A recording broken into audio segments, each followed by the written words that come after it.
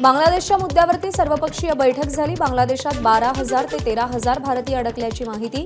भारतीयांना सुरक्षित बाहेर काढण्यासाठी एअरलिफ्ट करावं एवढी भयानक स्थिती नाही, सर्वपक्षीय बैठकीत सरकारनं स्पष्ट केलं।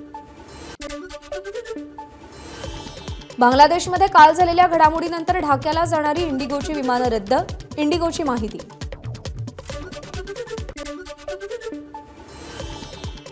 बांगलादेशच्या पंतप्रधान शेख हसीना यांचा राजीनामा, बांगलादेशमधील अस्थिर परिस्थितीमुळे शेख हसीना यांचा निर्णय।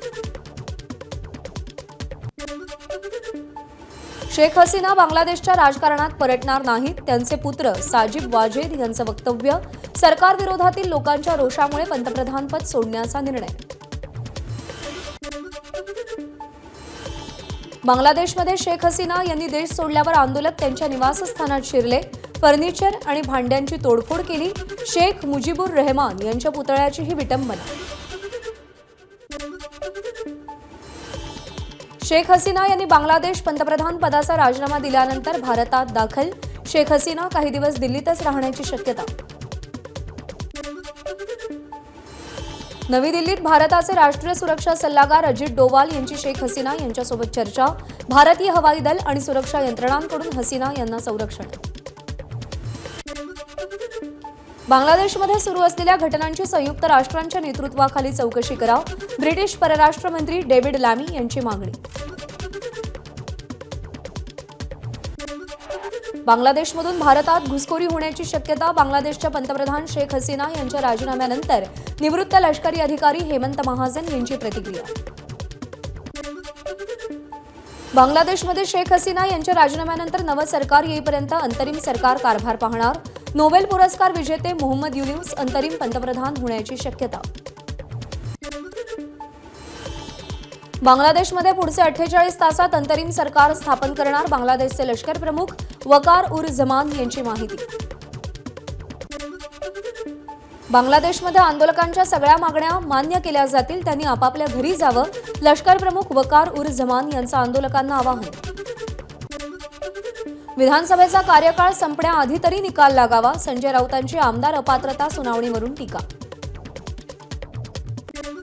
आमदार अपात्रतेबाबत शिंदे गटाकडून वेळकाढूपणा, ठाकरे गटाची मुंबई हायकोर्टात याचिका, भरत गोगावलेंनी दाखल केलेली याचिका फेटाळून लावण्याची ठाकरे गटाची विनंती। उद्धव ठाकरे आजपासून 3 दिवस दिल्ली दौऱ्यावर, उद्धव ठाकरे इंडिया आघाडीतल्या महत्त्वाच्या नेत्यांच्या भेटी घेणार, सोनिया गांधी, मल्लिकार्जुन खरगे, टीएमसीच्या नेत्यांना ठाकरे भेटणार। दिल्ली दौऱ्यामध्ये उद्धव ठाकरे महाविकास आघाडीच्या सगळ्या नेत्यांशी चर्चा करणार, पुढील विधानसभा जिंकण्यासाठीच ठाकरे चर्चा करणार असल्याची संजय राऊत यांची माहिती। शेख हसीनांनी हुकुमशाही पद्धतीने देश चालवला, भारतातल्या राज्यकर्त्यांनी धडा घ्यावा, खासदार संजय राऊत यांची सरकारवर टीका। मुंबई महानगरातील आमदारांची फडणवीसांनी बैठक बोलावली, विधानसभा निवडणुकीच्या अनुषंगानं फडणवीस आढावा घेणार। आगामी विधानसभा निवडणुकीच्या अनुषंगानं देवेंद्र फडणवीसांच्या सागर निवासस्थानी मराठवाड्यातील आमदारांची बैठक पार, बैठकीमध्ये मराठा आरक्षणावर आणि संघटनात्मक बाबींवर आमदारांसोबत चर्चा। उपमुख्यमंत्री अजित पवार 9 तारखेपासून राज्यव्यापी दौरा करणार, कार्यकर्ता मेळाव्यात मोठी घोषणा केली।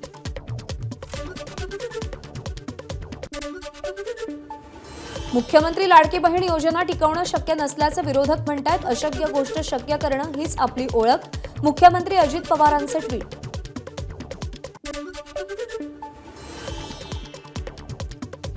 बुलढाण्याच्या सिंदखेड राजा मतदारसंघात अजित पवार गटाच्या राजेंद्र शिंगणेंविरोधात पुतणी गायत्री शिंगणे रिंगणात उतरण्याची शक्यता, शरद पवार गटाकडून उमेदवारीची शक्यता।